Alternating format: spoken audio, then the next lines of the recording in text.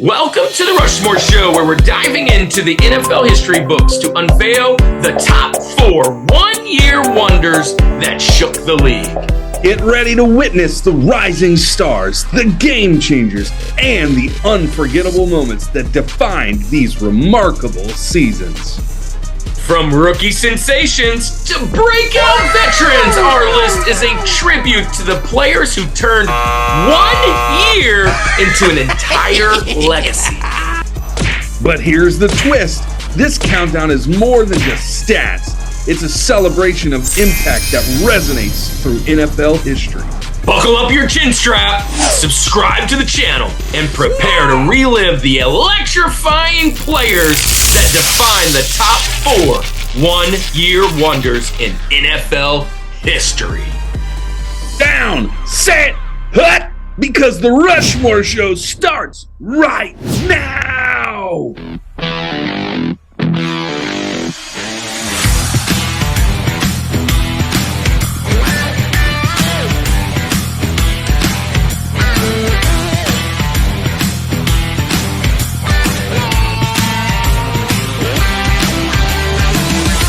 This is the Rushmore Show, where it's all about your top 4 and nothing more. Here we go. We are in September. I am in the Superdome. We are ready for some football this month. And, man, this is a great month, man. We get to talk about one of our passions. We got our jerseys that we're rocking today. Fantasy football is kind of now in full swing. Time for me to defend my championship this year. Very excited for that. And we're going to kick off a fresh batch of Rushmores involving all kinds of different football topics. So, Kirk, I know you're very excited about this. You got Tecmo Bowl lined up behind you. How are you feeling are you ready for some Rushmore? Dude, I'm super excited. Yeah, you won the Rushmore League. That's fine. And I'm coming for that trophy too. And I'm coming for the Welcome to the League trophy, which we just drafted last night. Mm-hmm. Rushmore's drafting in two days. And I'm in another league that's drafting in about a week or so. So I'm all excited for some fantasy. Definitely, that's a big deal. And that's a big part of what we're talking about today, to be honest. So today, we're going to start our first Rushmore of the football season. And it's going to be something that really, probably, if you've played fantasy long enough, it's probably either hurt you or helped you, one way or the other. And I think that's probably how we're going to go. We're talking about one-year wonders. Now, in the sports world, this means someone who has he just blast out on the scene and had an amazing season. Maybe he was living in mediocrity on the practice team or whatever he was called up, had to fill in for a backup quarterback, or maybe he was a rookie. He shows up, but the end result was that he only had one really amazing year. He could have had some okay years, but in the scope of the years, one good season, and the rest probably ended up in injury or a bust. And that's what we're talking about today. Are you excited about that one? We are all about disappointment today at the Rushmore, which is a fun thing to talk about, right? You know, we like to hype you up and then bring you down. I tell you what I'm not disappointed about, Andy, is our guests today. Yes. And so I'm ready to introduce those guys. So let's get ready for our Rushmore of one-year wonders. Let's get it.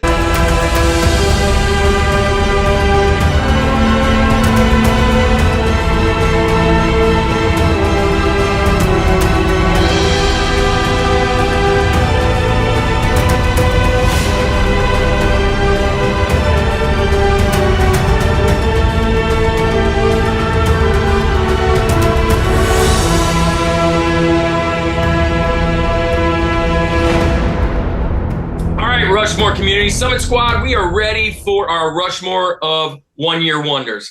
And I have a special treat for me and my family and my friends, because I have not only two of my best friends, two guys that stood in my wedding. Matter of fact, I stood in their weddings too. Matter of fact, that fantasy football league that we're talking about is with these guys, and I'm the champ of that one, by the way. And we are going to have on my buddies, none other than Bryan, Ohio Swartz. We're going to call him Ohio. And Paul P. Roser. What's up, guys? What's up, brother? How y'all doing? Yeah, so we've been friends. Well, Paul and I were friends since 13-year-old baseball. My dad drafted him, the old Gertrude and Gardner, and we've been friends since 13-year-old.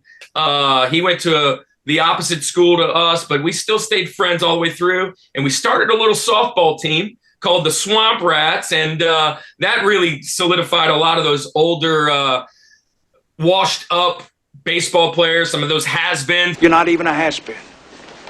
You're a never was. And we played softball. And then we ran into this guy, this sawed-off little shortstop playing for Majeski and Masters.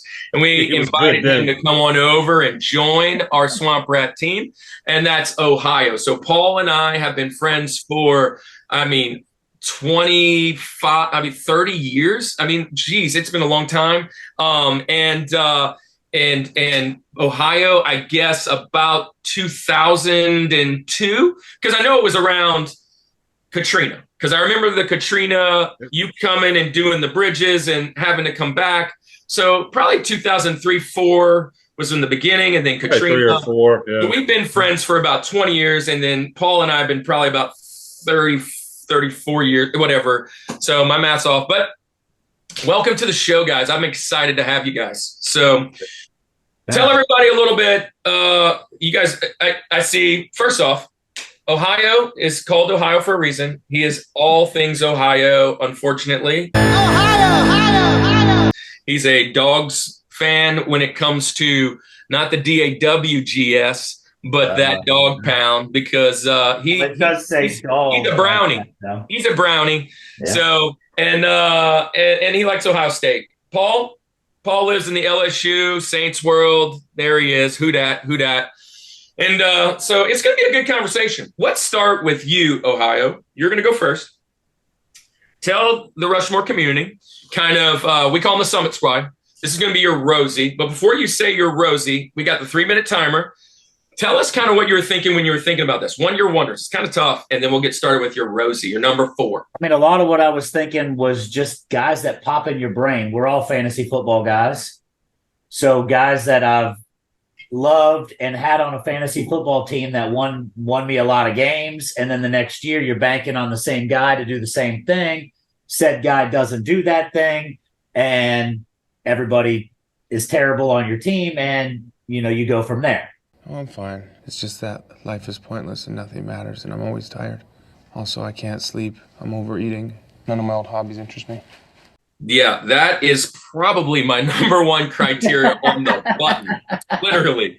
This guy was something amazing in fantasy, and he helped me win the second half or get a couple wins, and I'm like, gotta have him next year, and he tanked, and he cost me my whole season. You blew it! And me being a Browns fan, I couldn't have a Brown at 1, 2, or 3 in this scenario, so I had to find one to put at 4 because can't go that terrible. There's a few to choose from. That's good news, because that leaves about 12 for the rest of us. there was a ton to choose from. So when I started thinking about that, and I went back to 2007, and the Browns were actually good, and they won 10 games. I know it. They had a really good quarterback that threw for about 4,000 yards. And then the next year, he turns around and he gets benched for a guy that they drafted, and he doesn't do anything for the rest of his career. So my Rosie is Derek Anderson in the 2007 season.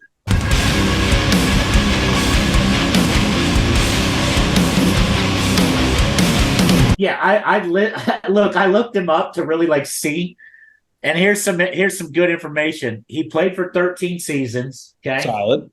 2 of those seasons he had 0 yards passing. Okay, and then he only had over 1,000 yards passing in 2 other seasons, and neither one of those seasons were over 2,000 yards. So, and then the 2007 season, which he was a Pro Bowler. He was an All-Pro. Yep. He brought what y'all were like 10 and 6 or something. They didn't make the playoffs, but we're right on the cusp of it, and that was all because of Derek Anderson. all I think of when I think of Derek Anderson, we want to talk about some of the most iconic post-game press conference sound bites. I take this serious, man. I'm not laughing about it. You think this is funny? I take this serious. I'm real serious. I put my heart and soul into this every single week. All I'm saying is the camera showed I'm just telling you right now what I do every single week. This is a great pick. Dude, I was thinking in mind, I was like, yep, there's a couple Browns out there. I'm assured that you're going to pick at least one or two of those. So I kind of stayed away from most of them. It's hard to really think of too many other quarterbacks that were, this is the guy. This is going to be the man. The man, yes. And granted, it's hard to say the man in Cleveland, but like he was a guarantee. We got him in there. This dude is going to be your Tom Brady for the next 15 years. Yeah, then he went over to Carolina and I love that he failed there. That was good. I love that he failed there too. I love it. Well, he had that little sniff in Arizona. That's where he had his 2,000 yards. Oh, that's right. He had a cup of coffee and he had 2,065 yards in Arizona. Yeah, he did. Don't call it a comeback. Don't call it a comeback. Yeah, Right. I'm going strong. I'm going Cleveland to the Cardinals. Winner, chicken dinner, huh? Yeah. Nice. So, Paul, your turn. So, were you thinking something similar, something different? And then we'll start you on the rows. I think we're set. So, when I was thinking of this, like I was thinking the same thing. I mean, look, that guy that you were like, this guy's going to be a stud. And then where is he? Oh, I was thinking of guys before fantasy started for us. We were still kids. And then, I had like going through it, I had a top four and I'm like, this top four is a gimme. And then I started doing a little research and I'm like, whoa, like one of them can't even be. I dropped one of them completely out. So my Rosie, look, this is kind of a sucker Rosie. It's an easy Rosie. I mean, come on. I mean, he was a stud, one of the running back studs for Arkansas Razorbacks. A Madden cover, right? Going to be one of the baddest white running backs ever. Talk about Peyton Hillis.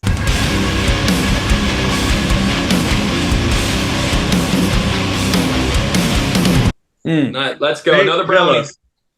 Oh, I mean, and you guys cannot fill this whole entire show up. This does not. I'll get up and quit right now. Derek Anderson, Peyton Hillis. That's easy. That's easy money right there. That's easy money. Yes, it is. He started, drafted by Denver and just did nothing with Denver for 2 years.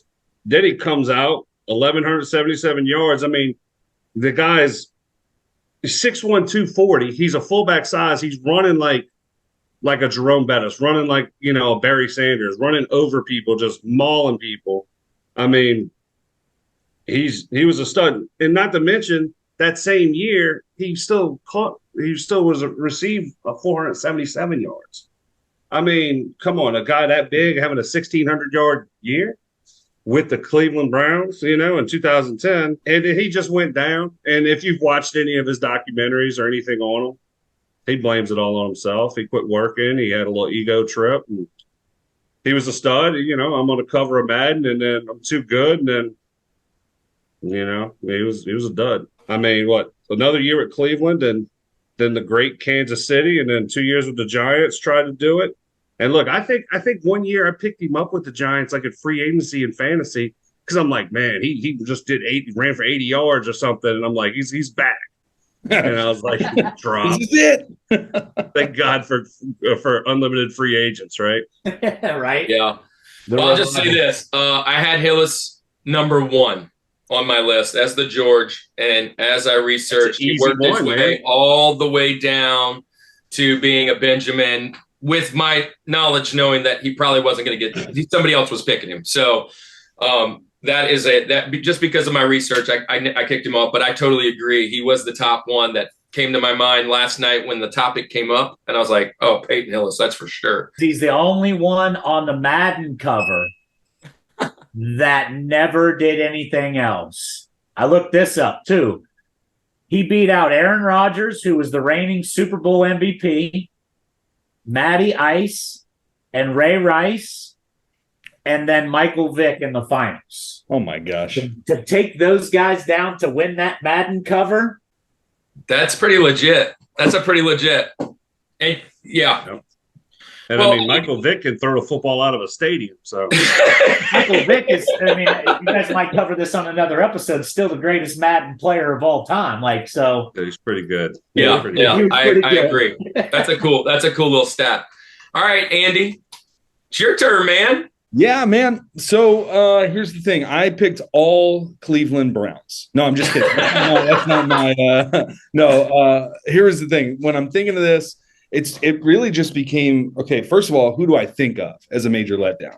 I totally agree with the whole fantasy thing. Like, you were the chosen one. You were the chosen one. But it just didn't work out. And so I thought of that. But then I also thought, like, these players that I'm going to pick have to be during like my time of viewing it, because you pull up these lists and it's like, old Bart Left Eye Jim Brown from 1942. Like, I don't, what did he do? I don't know what he did, but it had to be people that I was watching. There's a lot that, like, I was big into like Sports Center, and the second a player just emerges, it's the hype factor, right? The fact that there was so much hype about this player and then it just went away because they sucked, or injury, or something happened that kind of derailed all of that hype. So I just thought, like, what are these players that had a ton of hype about them? Now this first one is going to kind of go off that because he didn't have really much hype, but he did for me personally. This is absolutely just a personal pick.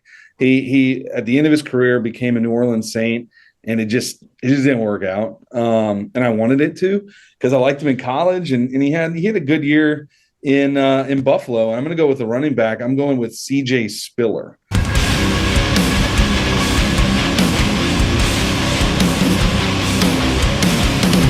Now, CJ Spiller, again, it's not going to be the guy that's going to just jump out as like, who's the major letdown? Who's the guy you think of? There's those top tier guys we think of, right? And we just listed two of them. But CJ Spiller came in the market. He's Buffalo Bills. He had his 2012 season. He rushed for 1,200 yards, 6 touchdowns. He had 40 receptions, almost 500 receiving yards. He had a solid running back. And then the year after that had 900 yards. I mean, obviously it dropped down from 1,200, but he had that. And then he became a Saint in 2015, got 112 yards. So the hype died down on him. I remember when it came across, hey, Saint signed CJ Spiller. I'm like, this is going to be great. This is going to be awesome. And again, that was just a homie pick, because that's just, I thought that was gonna be great.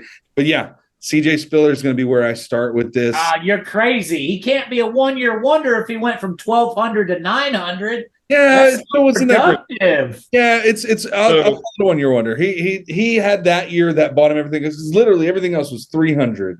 280. Yeah, I mean, like he did. I was thinking, like, it's crazy because I have fond memories of CJ Spiller, but he's not even anywhere on any of my stuff. Yeah, but I just had to look it up, and I mean, I had to dig for him. 283, 561, 1244, 933, 300, 112, and 18. It's a pop, and then he dropped. He had. I remember him having a really good breakout preseason that year we got him too. And I was super hyped. I was like, bro, I think he might have had a really good game or two because they were trying to work him in. I'm like, oh, this is going to be great. I really like this. And, he was in the beginning of that Clemson few years, kind of liked him quite a bit, actually. And I was pretty hyped too. Yeah, I feel that. I feel that pick. He was at the bottom of my Benjamins out of the long list. I was like, maybe this might make it here. I'm going to try to fit a Saint in every one of my picks this month. You know what makes you feel. That's pretty typical. I mean, Andy usually finds something he's going to do in every single episode. And like wrestling, Stone Cold made every single episode. But every Saint everything. I'm just going to dress like the Super Bowl champion every episode. How about that?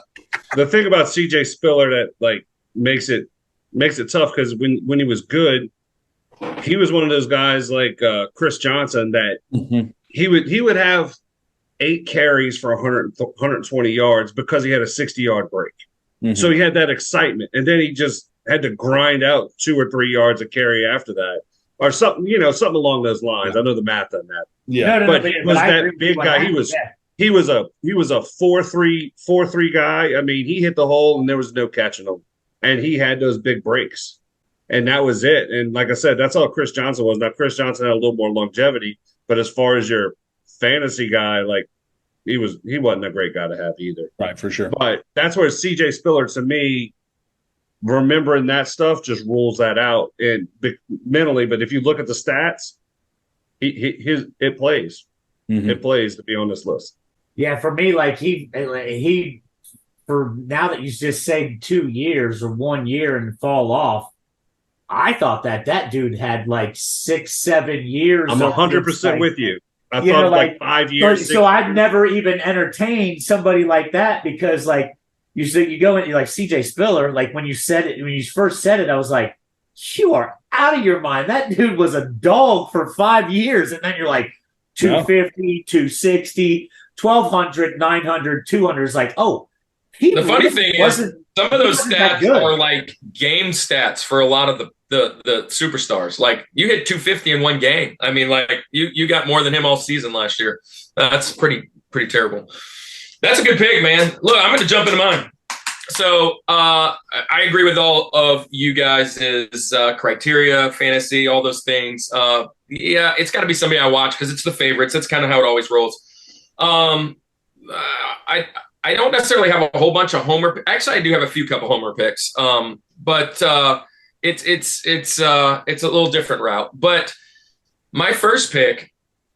Well, let me just say this, guys. You haven't been on the show yet, and everybody that's watched before, Rosie, our number 4 is kind of like the line in the sand. Usually, it's the kind of the bending teeter-totter. This is where we're going to put something that's kind of weird, if you're going to throw anything weird. And this is going to be my weird stat of the day. My Rosie. Let me start. My Rosie doesn't need a whole lot of conversation because literally he only had one game, and I'm going with none other than the LSU Tiger, Matt Flynn.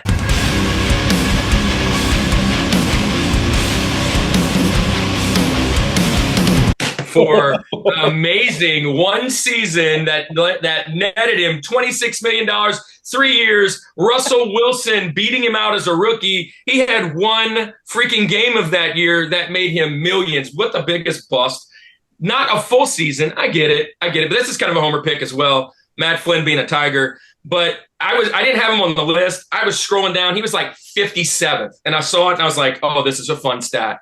Dude, he had like 6 touchdowns, 500 yards against the Detroit Lions in game 17 where Rodgers is sitting. Yeah. And the Seahawks go, oh, here's the next great thing. And Russell Wilson comes and beats him out. He makes $26 million to sit the bench again.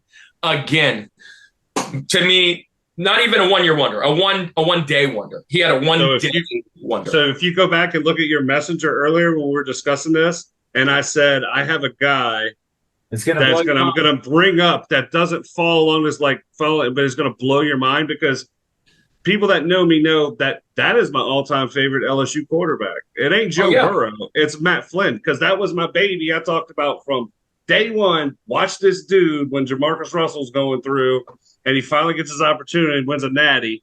I got when they played Miami in the Peach Bowl, and I sat there and watched it. Mark Enright calls me up right afterwards and was like, I bet you feel like a proud dad because he started and won the Peach Bowl, and I was like, dude, that's my baby, that's my boy.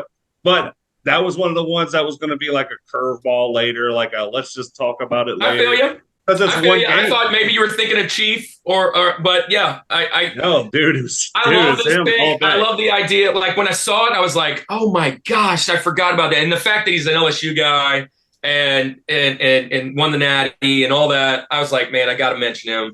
Matt Flynn, man, for my Rosie. No, hey, that's awesome because I was thinking about him too. He's like he came up. I don't know. My wife and I were talking a couple of weeks ago, and he came up. Look, he's got the Matt Flynn the stats, bro. He printed.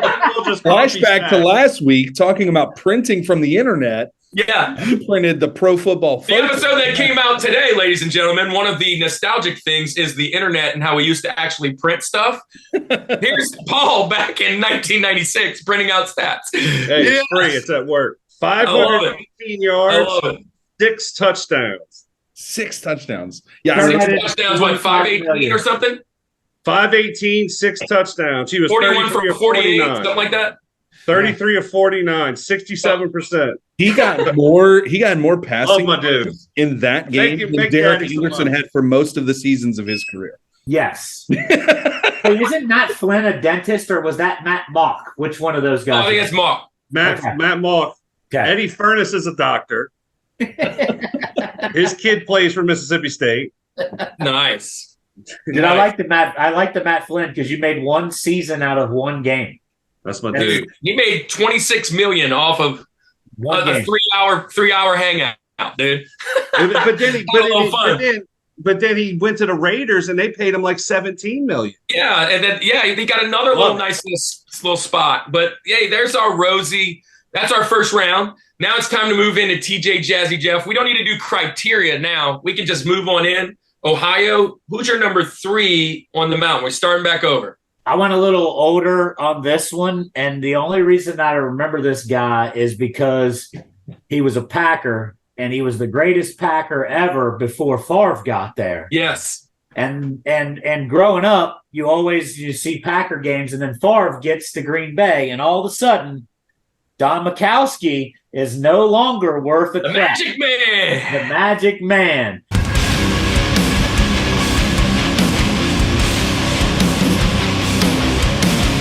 That is my number 3 on the list. And because he threw for 4,300 yards, had 27 touchdowns. I looked this up because I was curious. At the time when he threw for 4,000 yards, there was only 14 quarterbacks in NFL history that had done that. Peyton Manning himself has done it 14 times. So for throwing for 4,000 yards in 1989 was a massive, massive deal. Yeah. And that dude absolutely crushed it. Yeah, So I saw this pick. I remember, like, this was the original Tecmo Bowl. I got Super Tecmo behind me. Like, I remember having Majkowski on there and be like, how do you say that guy's name and whatever? There was a lot of hype. But yeah, that was before the Favre. But then he kind of fell off, which then set in motion 2 big dynasties, which even makes it worse because – Yeah. I mean, you went from 2 of the greatest quarterbacks ever back to back right after him, basically. So that's a great pick. That's all a great he had pick. was one good year, and that was it. That's definitely a bit. Now, wasn't he a lefty? No, he's a righty. He was a Was righty. he a righty? Yeah. He tore his they tore his rotator cuff. And that's my number 3.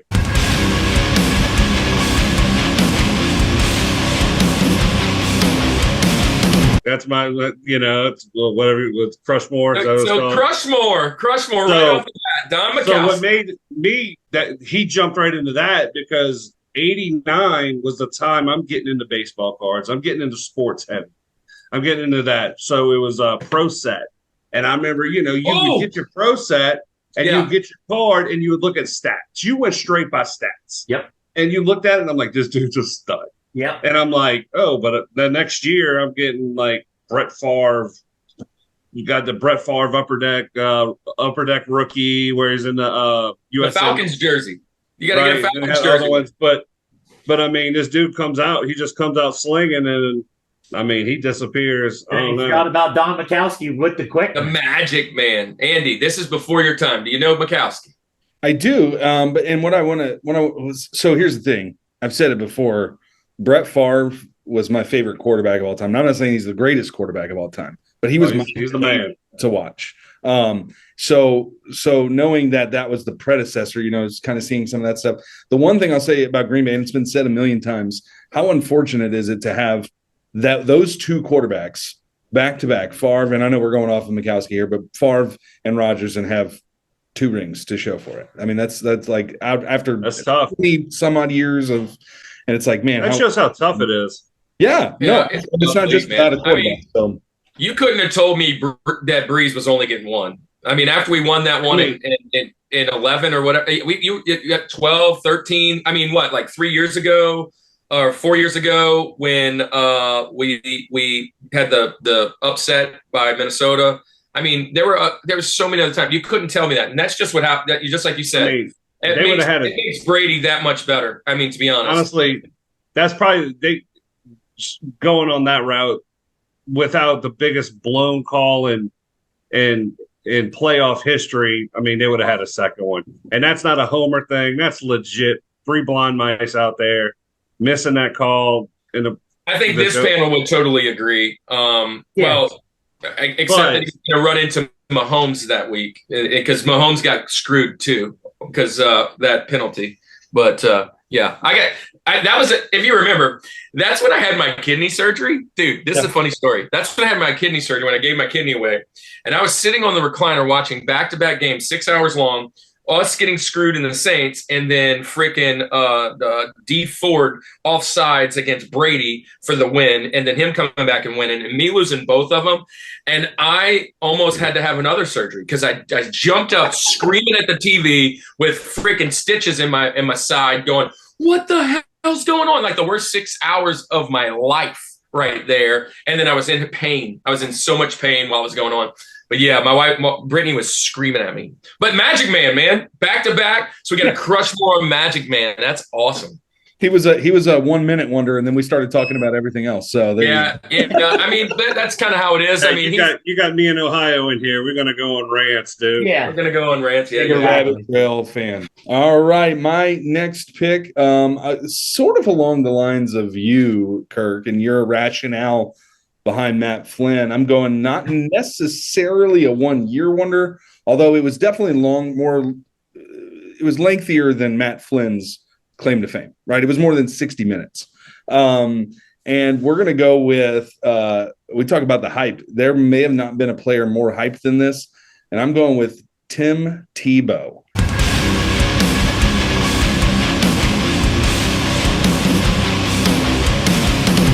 Tim Tebow is there. Now, here's the reason. Again, now 2011, 1,700 yards. Now, he was never known as the quarterback who's going to throw 5,000. I mean, he just wasn't that kind of player. That's just not who he was. But it all comes down to, and then you got 6 games. It was like 6 games. Yeah, that ending of that season, and then the touchdown in overtime against Pittsburgh. The Broncos have been in 3 overtime games this year. They won them all. Got him at the 40. It's Thomas at the 50. Stiffer got him free to the 30, to the 20. Thomas to the 10. Denver's going. Is still etched in my memory. And I'm not a Denver fan, and I'm not a Pittsburgh fan. Like, you know what I mean? So, like, I don't really, whatever. But that moment in history of television, of viewing this football game is just iconic. And then all of the mania that happened with it, because after 2011, in 2012 with the Jets, he had 39 passing yards. 39. That's one pass. You know what I mean? 70% of his yards and touchdowns were from his career were from the 2011 season. There you go. Exactly. So it doesn't get more 1 year, I think. Let me just say this. College football, one of my least loved, most hated players, teams, coaches, whole organization. I remember that run they had for 2 or 3 years. I remember being at Brittany's house just so ticked off watching the game because of the jump pass and all the other foolishness going on. And I really cheered for this guy when he got to the professional. One when I got saved, became that, and saw what he was doing on that side of things, being a Christian. But 2, starting to see the pundits really hammer him about his arm strength and his arm angle and all this other foolishness. And the only thing I would say is I totally agree with your pick. I kind of knew it when you were like leaning to more than 1 game. And I was like, who went 6 games or so? He's on my list way down again. But I still think he waited too long to do the tight end thing. I mean, I think he comes out rookie season, told he can't do it. Second season, going as a tight end. But he yet tried to go play with the Mets and then came back. And, yeah, I just think he would have been a great tight end. Or halfback, or whatever. As far as me, you better extend to 3 minutes right now.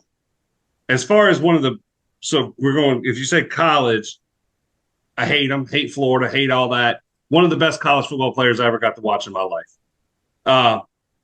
As far as making this list, everything I looked at, I went through and deleted him off everything because Tim Tebow is trash. He played his defense and kicker carried him. Look, I give him this though.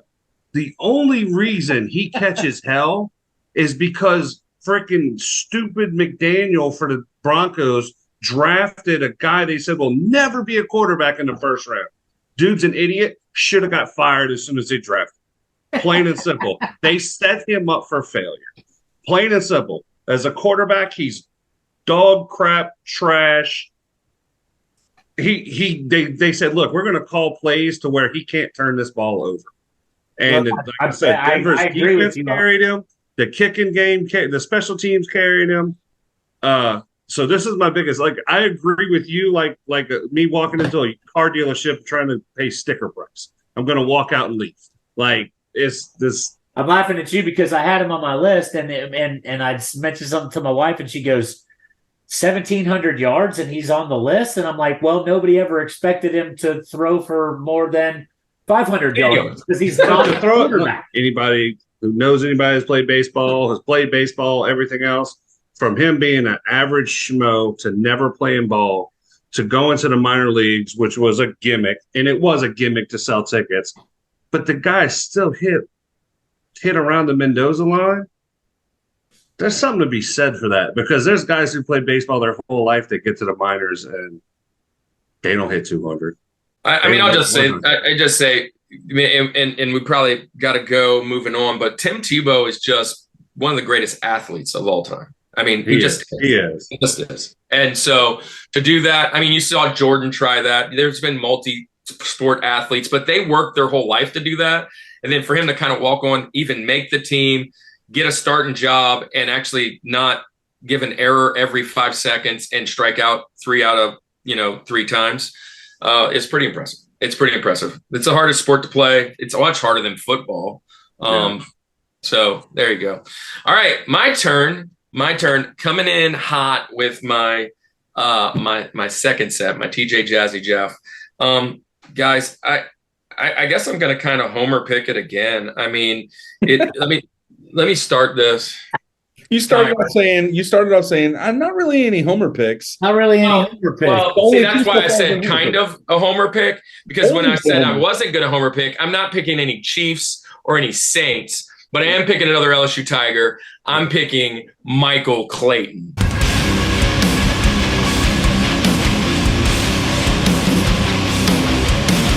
Now, look, let me tell you why he's my number one or my number 3. Because this dude screwed me twice in fantasy.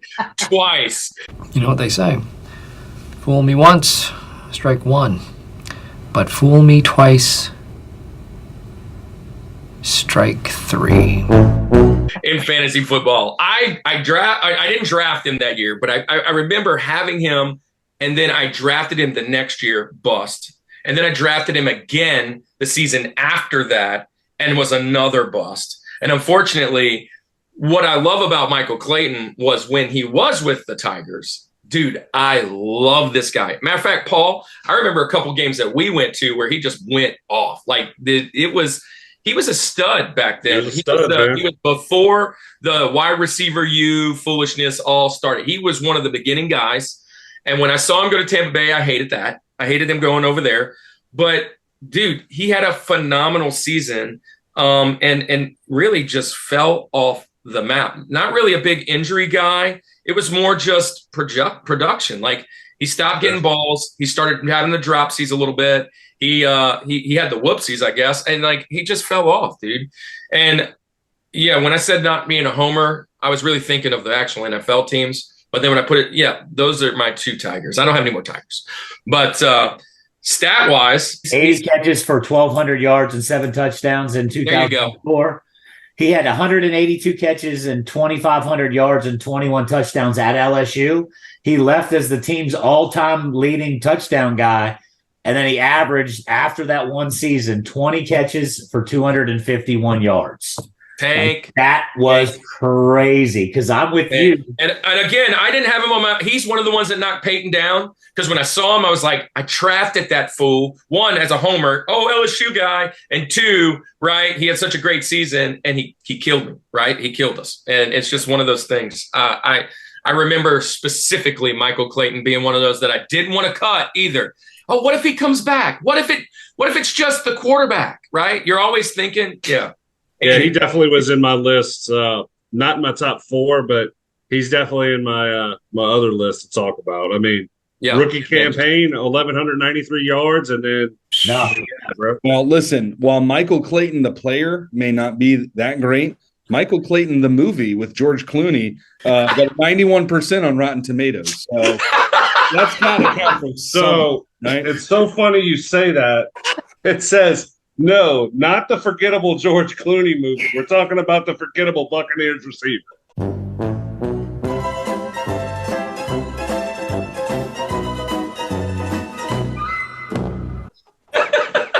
That was one of the write-ups on Michael Clayton. That's good. That's awesome. I just loved him so much. He was kind of like your Matt Flynn, but dude, he's gonna be what I end the first half of the mountain with. And man, we're there. It's time. We got 2 left, Link, George, but it's time for a commercial. Guys, I hope you love the last 2 commercials, but this one's going to be even better. Let's have a football commercial. We'll be right back in 2. Yo, Kevin, telephone.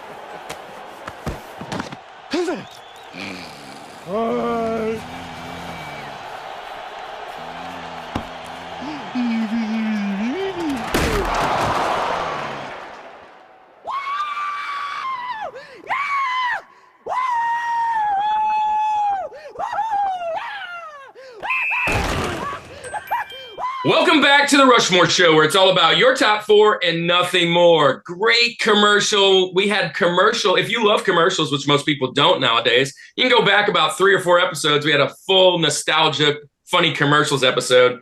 And what I would like to say to the Summit Squad, first off, if you made it this far, you know how it is.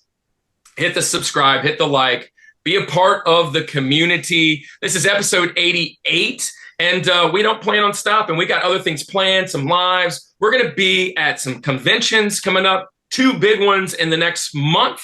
So if you're hanging around, this is the start of football month. And from here for the next 4 weeks, if you like football, we'll have a little bit of that. And Andy, tell our friends all about our friends over at Culture Box. Yeah, man, we have recently been added to this group of good guys and gals called Culture Box, a bunch of podcasters that are Christian. They just get together, they support each other, and it's just a fantastic group. You've seen many of them on here. You've seen Francisco and Paul from Retro Rewind.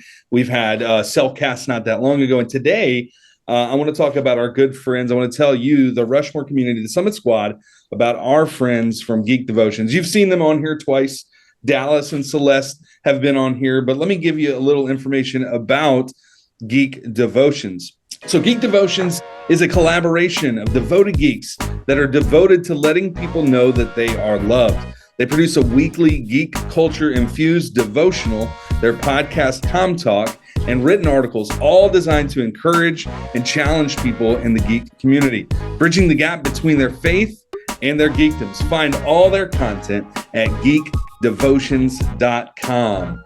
So they're great. Definitely go check them out. They're good. Hey, I just want to add something about Geek Devotions. They just started a campaign about 3 weeks ago that they are going in to turn Geek Devotions into a 501(c)(3) so that they can start doing bigger, better things and sharing at some of these big places that they go and be able to reach more people. Dallas, Celeste, we love having you.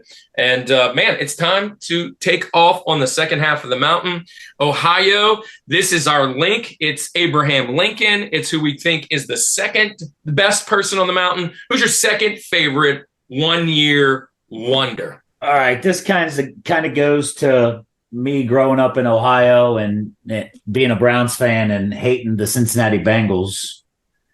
And there was this one dude that had this one crazy dance that everybody loved in Cincinnati and everybody in Cleveland hated, the Icky Shuffle. So my number 2 is Mr. Icky Woods.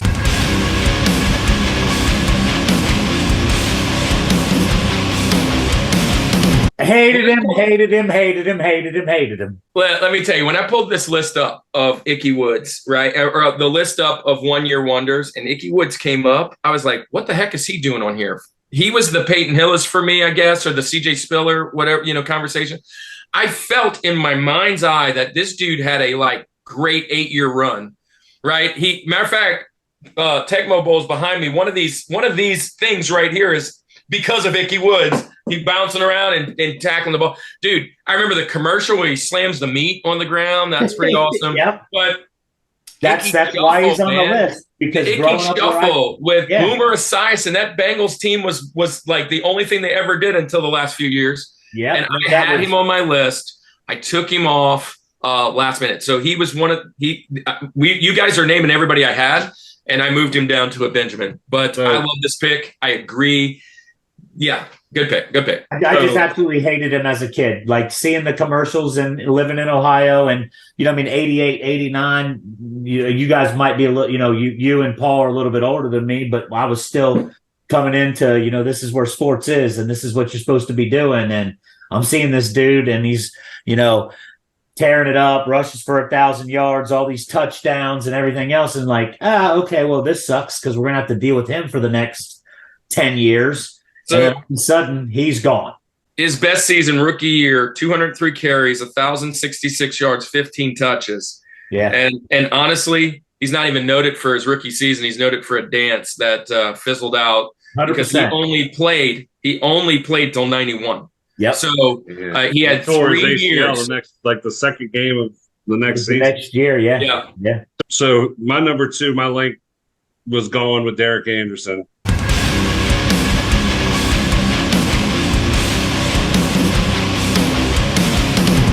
This is my Rushmore number 1. He is the reason I chose this topic. 100%. He is my reason for choosing this topic. All day. I mean, Derek Anderson. Once again, pro set, rookie card, Icky Woods, the Icky Shuffle. I can remember me and crooked arm Brian Babin doing the Icky Shuffle, playing football in the yard and stuff like that. And he is my sole reason for this. So your number 2, your link is Derek, but you were doing the Icky Shuffle with Babin. I want to see Babin do the Icky Shuffle with that. There's the number 1 right there, Fred. Yeah. I want to see that. I want to see him rock that. That would be hilarious. That's about as good as him doing. He was another old swamp rat, but yeah. Look, Paul. That's funny because you guys are down here in Slidell, Louisiana, doing the Icky Shuffle. I grew up an hour and a half away from Cincinnati, so everything was the Icky Shuffle, and it was icky, and it was just it killed it. And me being a Browns fan then, and the Browns were actually good, in the late 80s. The 86, 89, losing to Elway in the championship. Bernie Kosar, that kind of stuff. So hearing about this dude, Icky Woods, just absolutely, So I just was interested. Icky Woods, his senior year, he ran at UNLV for 1,600 yards. But prior to that senior year, he had ran for 240, 23, and 4. So it was just a senior year, got him a rookie contract, did well his rookie year, and then boom, ACL. But Derek Anderson. Let's jump to that, man. So I love that pick. I love both these picks. But I was really thinking about, when I was thinking about this whole topic, quarterbacks were really high, what I figured would be on the list. And I just kind of brought them down a little bit because it just seemed like the whole list is littered with running backs. Yes. And it kind of is a big conversation nowadays of what we're talking about. And that's one of the reasons I took Derek down. But was like a lot of running backs are just they're 1-year wonders, which is, they're really complaining right now with the Josh Jacobs signed just recently, and he basically got robbed. When you look at the years past, but everybody's like, we can get a 1-year guy on another 1-year flyer and still win this because it's such a throwing league now. And it's really hard to find a quarterback that's going to be a 1-year wonder nowadays. I just think it is, like, the way the systems are built and the way they protect him and put all these dang things on, I don't know that you'll have another Derek Anderson. I think he might be the last 4,000 year. If a guy throws for 4,000, he's going to be a gem. I just feel like that unless he gets hurt. Look, the running back, the most yards rushed by running back record is untouchable because of the way it works. It's like the strikeouts in baseball or certain things because of the way it's structured. So we had back in baseball last year, back in April, we did top 4 unbreakable baseball records. And an unbreakable football record one would be awesome because I think that would definitely be up there. Yeah, that'd be awesome. Yeah. So, all right, KP, you go back to you're talking about the running backs, and yes, I had a million of them on my list, and it always triggers in my brain Shanahan back with Denver, and he had. Terrell Davis was a stud, but then after that it was like a revolving door of every running back. Portis, McGahee, Gore. Rush for 1,000 yards. Every year it was a 1,000-yard runner. It was a 1,000-yard runner every year. But it was a new one. Yeah. It was a new one. Exactly. And get right. Fresh legs, put them in the system. They're going to get 1,000. Let's get another fresh legs. Yep. Man, great pick. All right. So we are now leapfrog to Andy. You're up with your link. My link, just so I'm clear, I want to make sure that I've got the lay of the land here. We just said Derek Anderson, right? Derek Anderson. For his okay, cool. link. Okay, cool. All right, cool. We're going to keep the Cleveland train going, and I'm going to crush more. I'm bringing Peyton Hillis back in here for the link.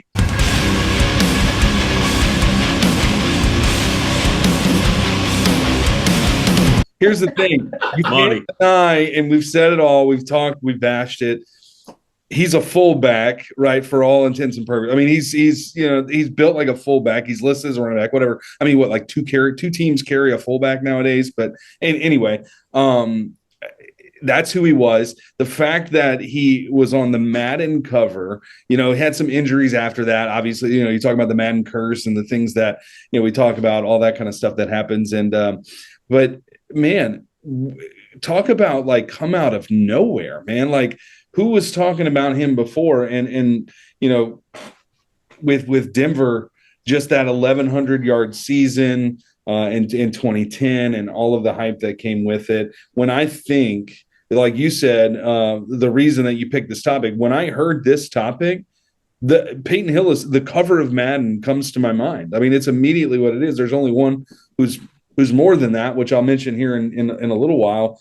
But man, talk about statistically. So with Denver, 300 yards his first year. And then the second year, he had 77 rushing yards, right, in a touchdown. And then he jumps to 1,100 yards.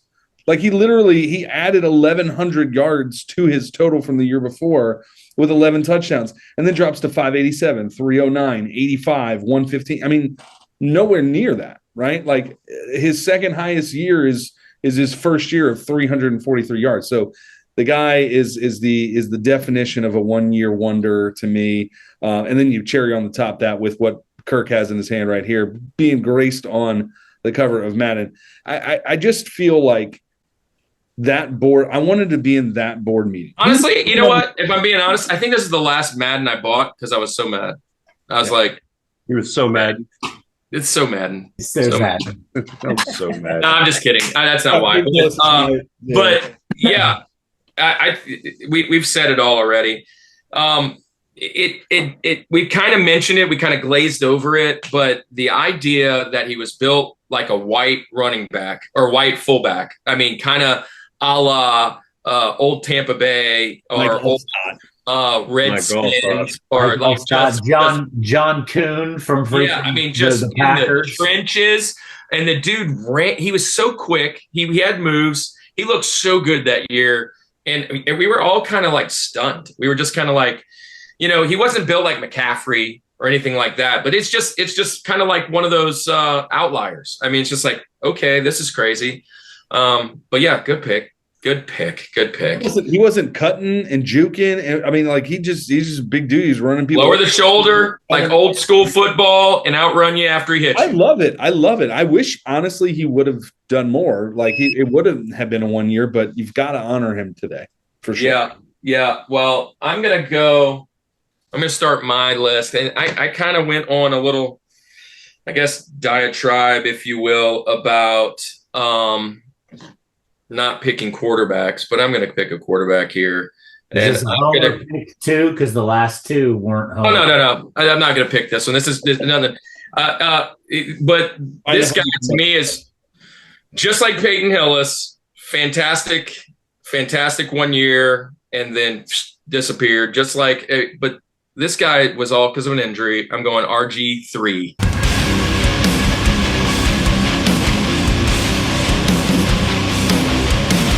Heisman, just like Tebow, from Baylor. I mean, of all things, you see a Baylor guy get a Heisman, you're like, dude, this is sweet. Gets drafted, kind of comes in and really does his thing, and then gets hurt. They always say you don't get benched because of an injury, but he just could not make his way back from any stretch. Tried a little bit with the Baltimore Ravens, had a little cup of coffee with them. But really, he is thriving now, in my opinion, as an announcer. I really love him a lot. He's a good guy. He always speaks really well of the players. He knows a lot about the insides and outs. And just you could tell that he really loved the game. And to me, he was the next Vic. He might have been better than Vic if he wouldn't have got hurt. But it's always the what ifs, right? The who's those or what goes. But yeah, I'm going RG3 with my link. And some of you might even pick him for your George. I think he's probably way up there for many lists. And even if you guys don't pick him, I think he might be in the comments. So he's just one of those guys, 1 year wonder, basically. So I come on your guys' show to help y'all out with this, and there's nothing but Cleveland Browns because he was also a Cleveland Brown. How you like that? Oh, yeah. I forgot about that. I forgot he had a cup of coffee with them, too. It wasn't even a cup of coffee. I think it might have been some British tea or something. But, it's – I had him on a long list, but looking at, his rookie year, he had 3,200 yards passing and some rushing yards, and then the next year was kind of short. Me thinking about it, and I was just like, his career was short-lived because of injury, but he had a couple decent years, Actually, and then, like I said, and then it just fell apart. The big thing with him was the hype, right? Yeah. What I was kind of trying to nail, like the hype. When you came out your rookie year so well, right? You're trending the right direction. Quarterback's a hard position. You're trending the right direction, and the injury just happened, and you're like, okay. Maybe he learns to stay in the pocket, because he might not be that guy to get out or whatever, and he just couldn't do it. The LCL killed him. And he wasn't the best passer. I mean, he didn't have a lot of good, true quarterback mechanics. He actually had more passing yards his second year than he did his rookie year. Because he had to. 3203 in his second year, and he had 3,200 dead on and in his rookie year. So, 3 yards. All right, we're going to the last one. This is what we call the George, boys. This is your best one, your top pick. And Ohio, you're up first. I already gave mine away. Mine was Peyton Hillis. And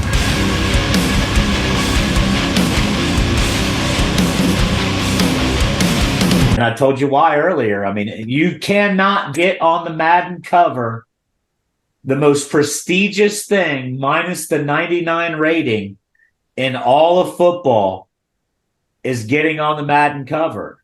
And if you get on the Madden cover, that means that you produce. And let's go back to the Madden cover. You did not produce. You produced 1 year. Peyton Hillis was my number one. And like I said earlier, it was because of the Madden cover. If he wouldn't have made the Madden cover, to me, he wouldn't have been the greatest 1 year wonder, in my opinion. Yeah, I totally agree. Making the Madden cover, I think, took that. Because, think about it. Madden 12, when was that? That was 2012. 11, 12. No, I mean, Madden was still a huge thing, and all of us grew up playing video games, and all of us grew up playing Madden and everything else. So, like, anybody who was on the Madden cover, and it was always – the Madden curse, that's what it started turning into. And that was a big curse. that one was a massive huge curse. Huge curse. He was a 92 overall running back on Madden. I mean,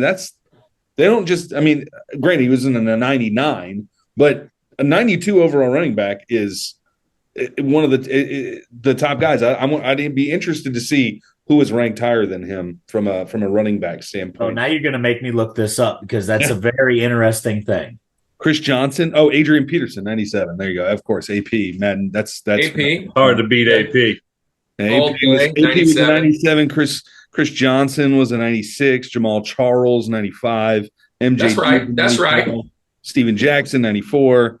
Yeah, I mean, there was quite a few ahead of him. So, I mean, for whatever reason, he popped that year. People loved him. Nice. All right. So, George for Paul. That was Icky.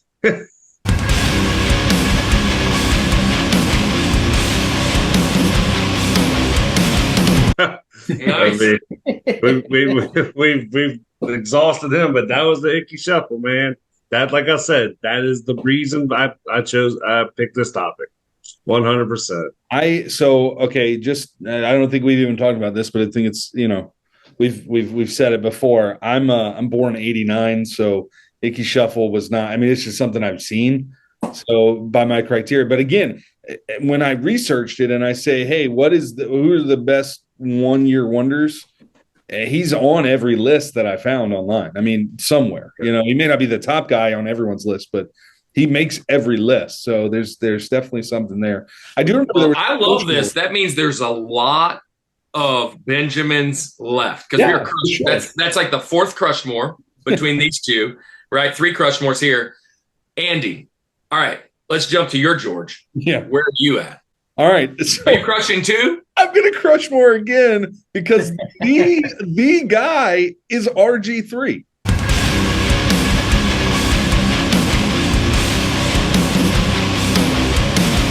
It doesn't get more than that. It's RG3. He is here's the thing. I know that what we said his second year he had just about the same amount of passing yards, but this is the thing. I said it 1,000 times. Go back to things I hate about baseball. I hate stats. Because while they're useful, they lie. That 3,200 yards was not the same 3,200 yards. It wasn't the same season that he had the year before, right? I remember he came on. The first game he played was against the Saints, and they beat us. And I just remember being so upset. I'm like, we're really going to lose to RG3. What the heck is happening? I hated it. But that 3,200 yards is not the same. He also had 12 picks that year. He just was not a great quarterback. And then it just went downhill from there. You say 16, he about had half the yards the next year. And then from there, it just kept going down. And here's the thing, talking about fantasy and why we some of our criteria for this, I have this thing where I would draft like a rookie quarterback every year just because, hey, what if he pops off? Man, I'll take him. But I had Vic and Kirk. I had Vic and RG3 that year, and I always went back and forth with who I started, and I always started the wrong one. So Vic was with Philly at the time, and they both went off fantasy-wise that first year of his career. And but after that, again, dropping down, Kirk, like you said, from a analyst standpoint, I love listening to him. He's great on there. Unfortunately, a lot of times guys who are great on there, just something happened with their career that wasn't that great. So, so something we didn't mention with him, and to add to the strength of your pick, I mean, rookie year, 815 yards rushing. Yeah, absolutely. That's almost a grand rushing, and that's the milestone number, right? 7 rushing touchdowns. So I mean, you're talking 27 total touchdowns he accounted for that year. Another, 4,000 yards overall total. Yeah, and I mean, if you look, his sophomore campaign, they were 3-13. So realistically, they had a lot more problems than RG3. Oh yeah, like, you know what I'm saying? So like that O-line was probably trash. They had a lot more issues than RG3 going down in week 13 or whatever it was. He still had almost 500 yards rushing. Mm-hmm. So, I mean, that helps sell a little more. But over 800 yards rushing rookie year as a quarterback. RG3 he's dealing. Had to go 4,000 total. from scrimmage. Total, 27 total touchdowns. I mean, yeah, it's a pretty good year. That's a good year. Coming out of Baylor, so, and his GPA was probably like a 3 or 4 or 5. I don't know, something like that. So, all right, Kirk, let's move to you, man. George, the number one, the final pick, the final installation of your mountain. Where are you going? Yeah, so I usually don't do this. And this is usually what Andy does. I'm going to be honest. Andy usually comes with some cheating, if you will. I'm going to cheat. I'm going to cheat here because I want to, and we're going to argue it, but it's fine because I thought this guy was literally going to be the greatest wide receiver to ever live. I thought he was going to beat Jerry Rice. I thought he was going to beat Randy Moss. It was around that time. He looked like Terrell Owens. And I are going to have a problem. I'm going to drive up to Georgia if this is another Cleveland Brown. Can I guess? Yes. Justin Blackman. No. That's I'm going with a 2-year wonder. I know where you're going, but I was reaching with I'm going with David Boston.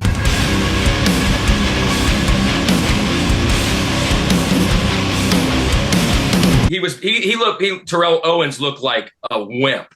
He had 2 years. The first year was like 70 catches, 1,100 yards. And that's great. I mean, that's great for most people. But then the next year, Pro Bowl, he had like 90-something catches, like 1,800 yards, like a bazillion touchdowns. I remember he went from fantasy nobody to being like a number 3 pick. And then he disappeared. He what's that? Winstrol is amazing.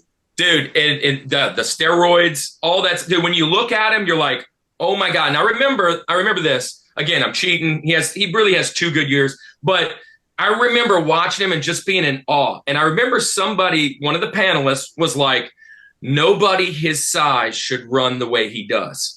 And there's nobody that he's a Cardinal. Nobody cared about the Cardinals back then. I don't even know who his quarterback was. Was his quarterback, who was it? Carson? No, it was before. Was it Chandler? Who was it? Chandler? I mean, I don't know. And he's like the best receiver on the planet for a year and some change. But I remember just being in awe of this dude. He was way down the list because he was really a 2-year.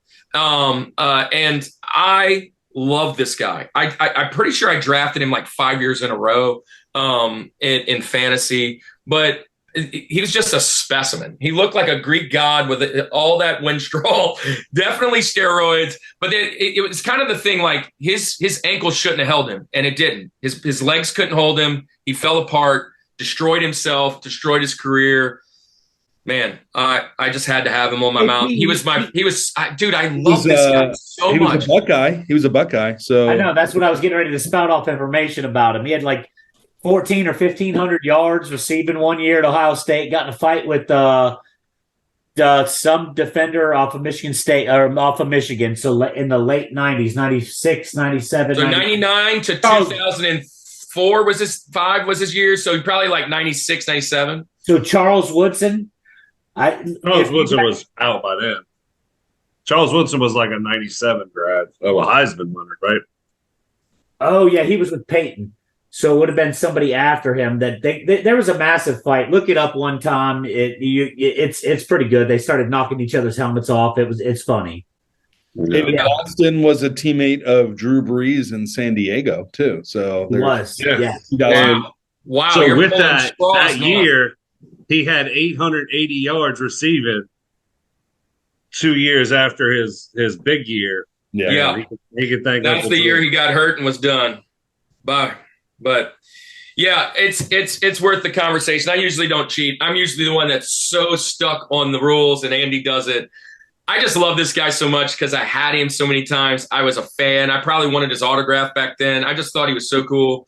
But again, I knew steroids. I remember watching the guy. We're dealing with all those things that are going on with baseball on the other side, and we used to make the funny story. Why are we only talking about baseball? Look at this dude. Look at this guy. Right? You should have seen him in college. He was just as jacked up as he was. You think DK Metcalf was something? Go look up David Boston. Go look at David Boston. Like, you want to see a physical specimen? That is him. Our mountain is over, but we still have one more segment, a real quick spot. Boys, this is all about your Benjamins. This is all of our honorable mentions. These are the guys that you want to talk about but missed our mountains. Because there were so many Crushmores, there's a lot still out there, so that's fun. And we got a lot more to talk about. We'll be right back with all about your Benjamins. Squad, you know how we do it. Second round, second segment. It's all about the Benjamins. Benjamin Franklin, widely considered maybe the fifth guy on the mountain. He's our honorable mentions. This is where we talk about some people that didn't get their face on the mountain. So we're going to start off, same order. Ohio, you're up first. Who's the first person you think needs to be etched somewhere on a mountain? Nobody picked a defensive player. I'm going to take Stephon Anthony, New Orleans Saints, 112 tackles, 1 INT, 1 TUD in 2015, 40 tackles the next 4 seasons. Money. Yeah. Money. It's a good pick. That's a great pick. That's a little, I like it. I like it. Paul, you're up. Rashan Salam, baby. You jerk. That was my first pick. That was number 1. 4 years in the league. He rookie year, 1,074 yards, then 496, 112, and 2. All right, so we're picking. We're gonna keep the trend of. I got one defender off the board, so you're starting the run on defense here. I'm gonna go with the guy that I think of, and again, consistently, he had decent years or whatever, but never really lived up to his hype based off of the deal that he got because of a season. And I'm going to go to Josh Norman, man. I'm going to go Josh Norman, had a big mouth, could back it up a little bit, and then never really kind of met those expectations. So I'm going to Josh Norman. That's a big pick because he was, I thought, the next Island, right? And then yeah, he had a couple good. Yeah, he was worth it for a second. But hey, I'm going to come in and I am going to take a guy that I thought was going to be much bigger than this, and another running back. I'm going to go with Arian Foster. I'm picking Arian Foster. Man, another one of those guys that you thought were going to be something in fantasy football and literally turned out to be trash. I mean, became a Muslim, vegan, all these weird things, and then disappeared.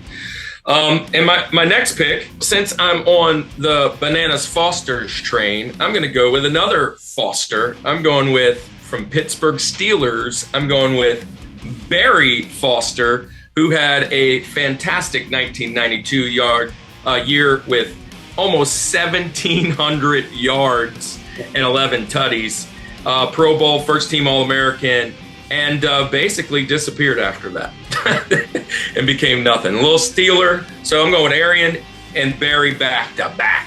Yeah, well, let's bring another quarterback into the mix here, and let's go with the guy who was only good.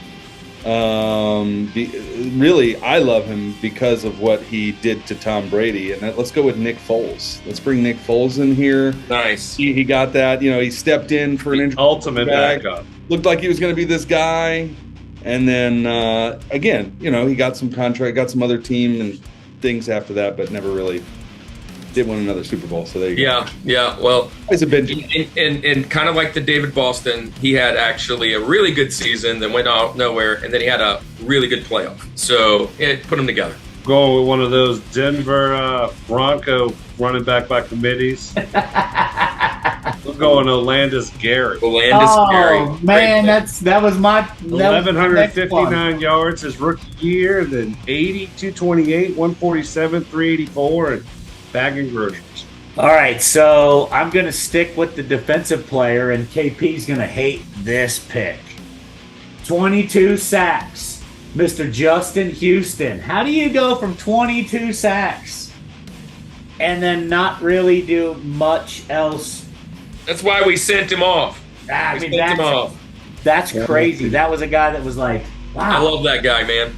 Man, I was sad when that day happened. I was sad when that day happened. So that's my first, and then my second of this group is I'm gonna go with one of these. Well, you went Arian Foster, so I'm gonna go with Steve Slayton. Oh, the other guy. Yep. The other guy, because he had 1,300 yards and 10 touchdowns, and then he did nothing else after that season. All right. So, Paul, you got 2 more. Next one's up right now. I'm showing you my age right here. We're going Steve Berline. Nice. He was on my list. And he was actually on my Rushmore. Dude, and I booted him because he actually had a couple mid-range years, career backup, but that 99 year where he had 4,436 yards slinging it, and actually made a few guys, and I'm not gonna name them because they're on this list too. A few guys, reputable receivers, and made him some money and made himself some money. And his next year really wasn't terrible, but everything went away. He's a guy who just excelled as a career backup and overachieved at times. All right, I am going to go with. Don't do it. I'm going to do it. I don't know if it's what you're saying. Sorry, I'm going to do like you, and I'm trying to pull up my stats where I had it right here. Again, I'm not a stat guy, but this points it out. I'm going to go with a guy. I love putting this in there because he's a team that I hate, and he was a huge letdown. And we're going to go with muscle hamster Doug Martin. Doug Martin, 2012 had about 1,500 yards, 11 touchdowns, had 49 receptions for 472 receiving yards, and the very next year had 456 yards, had another 494. He just never really was that 1,500-yard rusher. And the fact that a Buccaneer gets to be mentioned as a letdown, I'm all here for it. Dude, I love it. I love it. I'm going to jump in, and I'm going to go with my homer picks now. Here they are. I got back-to-back jacks again, so I'm going to come in with one of my favorite names of all time, Elvis Gerbach from the 2000 Chiefs, who had a phenomenal Pro Bowl year. And so that 2000 year Pro Bowler, 4,100 yards. The 2 years bookended had 3,000 yards, but they weren't the same. That 4,000 yards, he was the top of the world in 2000. I thought we were doing something then, and then he just kind of fell off. And then I'm going to go back, another Homer Chiefs pick, but also a Homer LSU pick, and I'm going with Spencer Ware. Man, so yeah, dude, back in the day, Eunice boy, look at that, Eunice, Louisiana, freaking, his 1 year that he just blew it up, he had 921 yards. So he started out in Seattle with 400, next year 900, and then finished off with a career of 300 yards left and was out the league. Spencer Ware, another Chief, another Tiger. Because of the hype of coming off of him as a college player and had a pretty good rookie year, his had a lot of interceptions both these years. So, I mean, he had good years there, but the drop-off for this player was pretty substantial. And we're going to go with Vince Young. Vince Young is going to be my final pick there. Reminds me of Rashawn Salam. I think the drop-off that happened there, he was mentioned on the Broke documentary and kind of talking about all of that stuff that happened. I just think there was a huge letdown there. What could have been, right? Man, I'm debating what to say, but it's hard for me not to go with this guy, even though he had a 9-year career as a running back, Liddell Betts. Man, when Elvis went down, he stepped right in. He was like, next great thing. Everybody's picking him in the first round the next year for freaking in fantasy, first or second round, and they're like, dude, this dude had 335 yards next year. Dog. Yeah. he hosed a lot of people. Mr. Irrelevant, the last pick in the Benjamin draft. Where are you going? All right, I already said his name earlier because I thought Kirk was going to pick him, but I'm going to pick him now. 1,646 yards in 2013, 303 yards in 2014, suspended in 2015, suspended in 2016. Ooh. Josh Gordon. Josh Gordon. Josh Gordon, I mean, he threw in a couple 700-yard seasons, but you can't go. It's a whole nother conversation, and maybe another show. Guys, but those 700-yard seasons were in like 5 games because he couldn't make it a half a season. That's a great finish, and I do like the Josh Gordon pick. But like I said, that's probably another show that's worth us talking about, guys that had it all by the hairs and just gave it away. I mean, just gave it away. You can go in any sport and talk about this and talk about the drugs and the game and just getting, being in not the right mindset. And it's so wild to me. What us four would do to have even a portion of that dude's talent, and then he gave it all away. But hey, Brady he had pretty high hopes.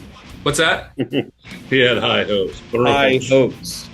High hopes for a living. Yeah, he sure did. Hey, look, at Gordon High. He only had 1 or 2 good years, right? So, hey, man, what a great show. I am so excited. 88 times to finally get one of my buddies on. We've had a couple of your buddies on.